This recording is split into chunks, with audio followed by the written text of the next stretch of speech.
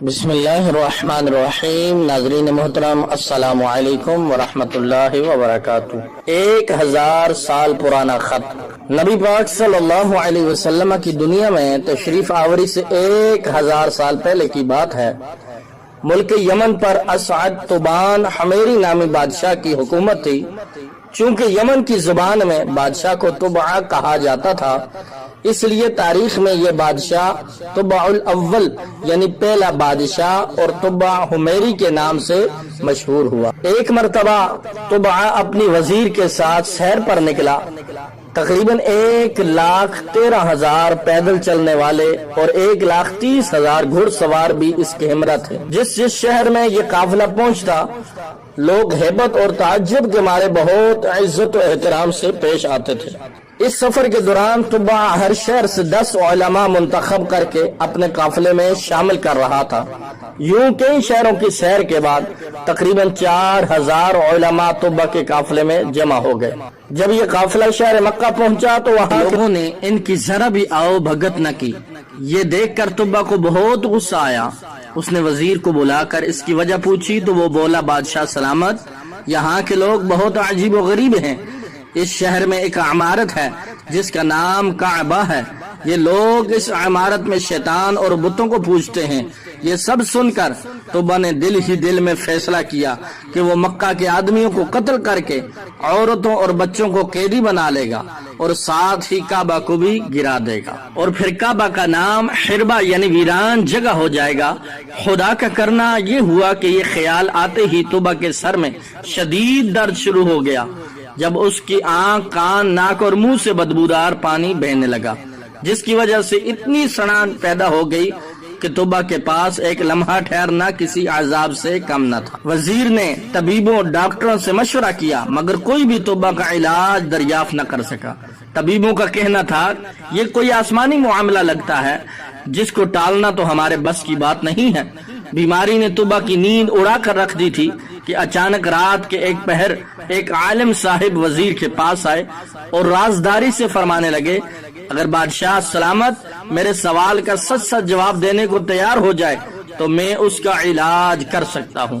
وزیر نے یہ بات طبع کو بتائی تو وہ فوراً راضی ہو گیا۔ چنانچہ جب عالم صاحب نے طبع کے پاس پہنچ گئے، جہاں ان دونوں کے علاوہ کوئی نہ تھا، تو انہوں نے پوچھا، بادشاہ سچ سچ بتاؤ، کعبہ کے متعلق تمہارے دل میں کیا بات ہے؟ طبع جو بیماری کی وجہ سے مکمل نڈھال تھا، فوراً اپنے برے ارادے عالم صاحب کو بیان کرنے لگا، جسے سن کر وہ بولے، تمہاری بیماری کی وجہ یہی بری نیت ہے۔ یہ بات یاد رکھو کہ کعبہ کا مالک چھپی باتوں کو بھی جان لیتا ہے، اس لیے اپنے دل سے برے خیالات نکال دو، اسی میں تمہارا بھلا ہے۔ طبع مرتا کیا نہ کرتا، فوراً برے ارادوں سے تائب ہو گیا، اور ابھی عالم صاحب گئے بھی نہ تھے کہ وہ بالکل ٹھیک اور سلامت ہو گیا۔ عالم صاحب کی بات اپنی آنکھوں سے درست ہوتی دیکھ کر طبع رب پاک پر ایمان لے آیا اور دین ابراہیمی پر قائم ہو گیا۔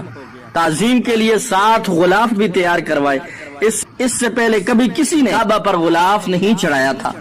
اس کے بعد طبع شہر مکہ کے رہنے والوں کو کعبہ کی حفاظت کا حکم دے کر مدینہ شریف کی طرف چل پڑا۔ مدینہ شریف میں ان دنوں آبادی نہ تھی، پانی کے چشمے کے علاوہ یہاں زندگی کی کوئی آثار نہیں تھے۔ طبع کے قافلے نے وہاں پہنچ کر اسی چشمے کے پاس پڑاؤ ڈالا۔ یہاں قیام کے دوران تقریباً 4,000 علماء کا آپس میں ایک مشورہ ہوا، جس کے بعد ان علماء سے 400 علماء نے یہ فیصلہ کیا کہ وہ جب تک زندہ ہیں کسی قیمت پر اس جگہ یعنی مدینہ طیبہ کی سرزمین کو چھوڑ کر نہیں جائیں گے، چاہے طبع انہیں جلا ڈالے یا مار ڈالے۔ طبع کو یہ بات پتہ چلی تو وہ بہت حیران اور پریشان ہوا۔ اس نے وجہ معلوم کرنے کے لیے وزیر کو بھیجا تو علماء نے فرمایا، ایک نبی علیہ الصلوۃ والسلام تشریف لائیں گے جن کا نام محمد صلی اللہ علیہ وسلم ہوگا۔ ان کی وجہ سے کعبہ اور مدینہ طیبہ کو عزت نصیب ہوگی اور وہ حق کے امام ہوں گے۔ ذوالفقار نامی ان کی تلوار ہوگی، اونٹنی پر سواری فرمائیں گے، منبر پر کھڑے ہو کر لاٹھی ہاتھ میں لیے خطبہ ارشاد فرمائیں گے، قرآن عطا کر کے ان کی شان کو اور بڑھایا جائے گا، اور جب قیامت کا دن ہوگا تو ان کے سر پر حمد کا تاج اور ہاتھ میں حمد کا جھنڈا ہوگا۔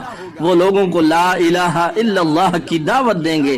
ولادت شریف شہر مکہ میں ہوگی اور ہجرت سے مدینہ منورہ کو نوازیں گے۔ وہ شخص یقیناً سعادت مند ہوگا جو ان کے زمانے میں ہوگا، ان پر ایمان لائے گا۔ اسی لیے ہم اس امید پر یہاں مرتے دم تک رہنا چاہتے ہیں، یا تو ہمیں محمد صلی اللہ علیہ وسلم کے دربار گوہر بار کی حاضری نصیب ہو جائے، یا ہماری اولاد اس سعادت سے بہرمند ہو جائے۔ وزیر کی زبانی ماجرا معلوم ہونے کے بعد طبا نے سوچا کیوں نہ میں بھی ان 400 علماء کے ساتھ 1 سال تک یہیں ٹھہر جاؤں، ہو سکتا ہے اس عرصے میں محمد مصطفیٰ صلی اللہ علیہ وسلم کا دیدار نصیب ہو جائے۔ اس خیال سے طبا نے بھی وہیں قیام کر لیا اور 400 علماء کے رہنے کے لیے 400 گھر بنوائے، ان کی شادیاں کروائیں۔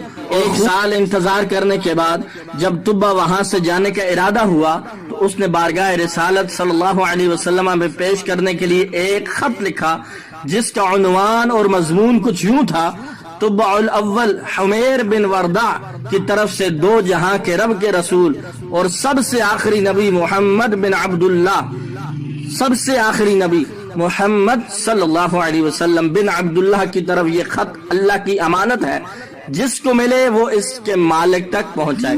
یا محمد صلی اللہ علیہ وسلم، میں آپ پر اور قرآن مجید پر ایمان لاتا ہوں، آپ کے دین اور سنت کو اپناتا ہوں، آپ کے اور ہر چیز کے رب پر ایمان لاتا ہوں، اور جو شریعت آپ لائیں گے اسے بھی قبول کرتا ہوں۔ اگر میں آپ کی صحبت کا شرف پانے میں کامیاب ہو گیا تو یہ مجھ پر رب کا انعام ہوگا۔ اگر یہ سعادت مجھے نہ مل سکی تو آپ قیامت کے دن مجھے بھولیے گا نہیں، رب کی بارگاہ میں میری شفاعت کیجیے گا۔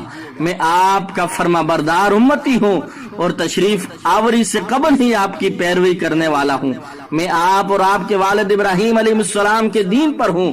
یہ خط لکھنے کے بعد طبا نے اس پر اپنی سنہری مہر لگائی جس پر یہ عبارت نقش تھی: للہ الامر من قبل ومن بعد ویومئذ یفرح المؤمنون بنصر اللہ، یعنی پہلے اور بعد حکم اللہ ہی کا ہے اور اس دن ایمان والے اللہ کی مدد سے خوش ہوں گے۔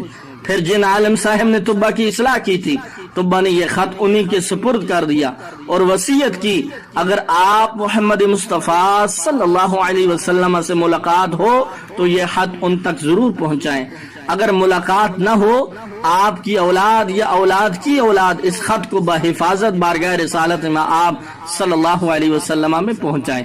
اس کے بعد طبا مدینہ منورہ سے ہند کے شہر غسلان چلا گیا اور وہاں اس کا انتقال ہو گیا۔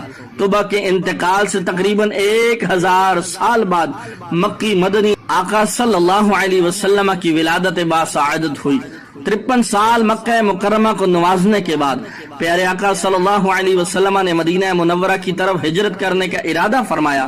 اس ہجرت میں مسلمانوں کی مدد کرنے والے مدینہ شریف کے مسلمانوں کو انصار کہا جاتا ہے، اور یہ انصار انہی 400 علماء کی اولاد سے تھے اور 1000 سال سے نسل در نسل خط کی حفاظت کرتے آ رہے تھے۔ جب انصار کو حضور انور صلی اللہ علیہ وسلم کی مدینہ شریف تشریف آوری کا ارادہ معلوم ہوا تو ان میں خوشی کی لہر دوڑ گئی۔ انہوں نے بارگاہ رسالت میں آپ صلی اللہ علیہ وسلم میں طبا کا خط پہنچانے کے لیے آپس میں مشاورت کی۔ اس مجلس مشاورت میں صحابی رسول حضرت سیدنا عبد الرحمن بن عوف رضی اللہ تعالی عنہ بھی تھے جو مکہ سے ہجرت کر کے یہاں پہنچے تھے۔ انہوں نے مشورہ دیا کہ کسی با اعتماد آدمی کو یہ خط دیا جائے جو بحفاظت اس بارگاہ رسالت میں آپ صلی اللہ علیہ وسلم میں پہنچا سکے۔ چنانچہ وہ خط ابو لیلہ انصاری کے سپرد کر دیا گیا جو بعد میں ایمان لے آئے تھے۔ اس کے بعد ابو لیلہ انصاری خط لے کر مکہ جانے والے راستے پر نکل پڑے اور سفر کے دوران جب قبیلہ بنو سلیم پہنچے وہاں پیارے آقا صلی اللہ علیہ وسلم جلوہ گر تھے۔ ابو لیلہ انصاری آپ صلی اللہ علیہ وسلم کو نہیں پہچانتے تھے۔ آپ صلی اللہ علیہ وسلم نے جیسے ہی ابو لیلہ انصاری کو دیکھا تو پکارا انت ابو لیلہ، یعنی تم ابو لیلہ ہو؟ عرض کی جی ہاں۔ یہ سن کر آپ صلی اللہ علیہ وسلم نے غیب کی خبر دیتے ہوئے ارشاد فرمایا وَمَعَكَ كِتَابُ طُبَّعُ الْأَوَّلِ، تمہارے پاس ہی طبع الاول کا خط ہے۔ اتنا سننا تھا کہ ابو لیلا انصاری حیران رہ گئے. انہیں تعجب ہوا کہ یہ کون شخصیت ہیں جو میرا نام بھی جانتے ہیں اور میرے یہاں آنے کے مقصد سے بھی واقف ہیں. اس لیے عرض کی کہ آپ کون ہیں؟ فرمایا میں محمد صلی اللہ علیہ وسلم ہوں. خط لاؤ. یہ سن کر ابو لیلا انصاری نے اپنا تھیلا کھولا اور طبہ بادشاہ کا تقریباً 1000 سال پرانا مہر لگا ہوا خط بارگاہ رسالت میں آپ صلی اللہ علیہ وسلم میں پیش کر دیا. نبی کریم صلی اللہ علیہ وسلم نے حضرت سیدنا صدیق اکبر رضی اللہ تعالی عنہ کو خط پڑھ کر سنانے کا حکم دیا. جب خط سنا دیا گیا تو آپ صلی اللہ علیہ وسلم نے 3 بار فرمایا مرحباً بالاخ الصالح، یعنی نیک بھائی کو خوش آمدید، نیک بھائی کو خوش آمدید، نیک بھائی کو خوش آمدید. اس کے بعد آپ صلی اللہ علیہ وسلم نے ابو لیلا انصاری کو مدینہ شریف کی طرف لوٹ جانے کا حکم دے دیا. ابو لیلا انصاری جب مدینہ منورہ پہنچے تو انہوں نے بارگاہ رسالت میں آپ صلی اللہ علیہ وسلم میں خط پہنچانے والے کی روداد سنائی، جسے سن کر لوگوں نے اپنی استطاعت کے مطابق ابو لیلا انصاری کو انعام و اکرام سے نوازا.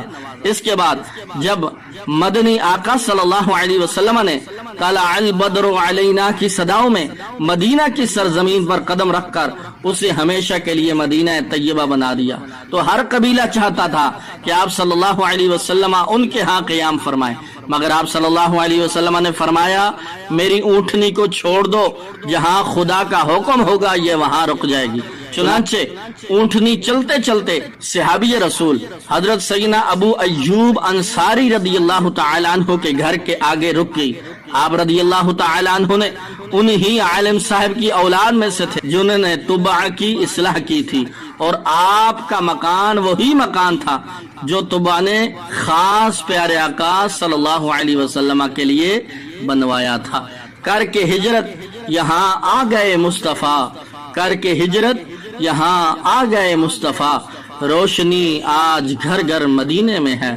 تمام عاشقان رسول سے گزارش ہے ایک مرتبہ درود پاک پڑھ کے سرکار دو عالم صلی اللہ علیہ وسلم کی بارگاہ میں ہدیہ پیش کیجئے. ناظرین محترم، یہ خوبصورت واقعہ یقیناً آپ کو پسند آئے گا اور سنیں گے، سن کر آپ کے دل میں محبت مصطفیٰ مزید اجاگر ہوگی. اپنے دوستوں کے ساتھ بھی اس خوبصورت واقعہ کو شیئر کیجئے اور مزید اس طرح کی پیاری معلوماتی خوبصورت ویڈیوز کے لیے میرے یوٹیوب چینل کو ضرور سبسکرائب کر دیجئے.